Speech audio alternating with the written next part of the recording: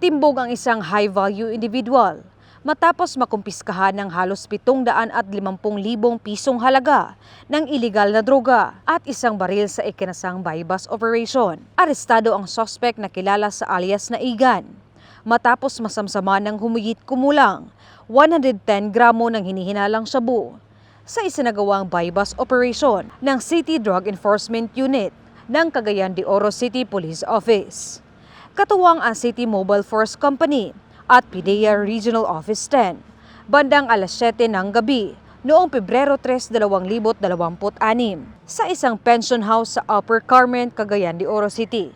Nakumpiska mula sa suspect ang buy-bust money, mga lalagyan ng hinihinalang shabu, isang digital weighing scale, isang cellular mobile phone at isang 9mm pistol na may magasin at 3 bala. Tinatayang nasa 748,000 pesos ang halaga ng nasabat na iligal na droga. Ayon sa pulisya, ang suspect ay itinuturing na high-value individual at matagal nang minamanmanan bago maisagawa ang operasyon. Mahaharap ang suspect sa mga kasong paglabag sa Comprehensive Dangerous Drugs Act of 2002 at illegal possession of firearm.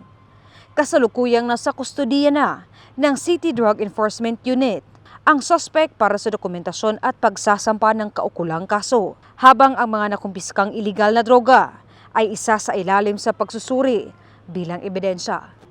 Mula dito sa inyong higalang pulis, Regional Office 10 Public Information Office, ako ang inyong PNN correspondent, Patrolwoman Jane Rose Bohol, alagad ng batas, tagataguyod ng Balitang Pulis.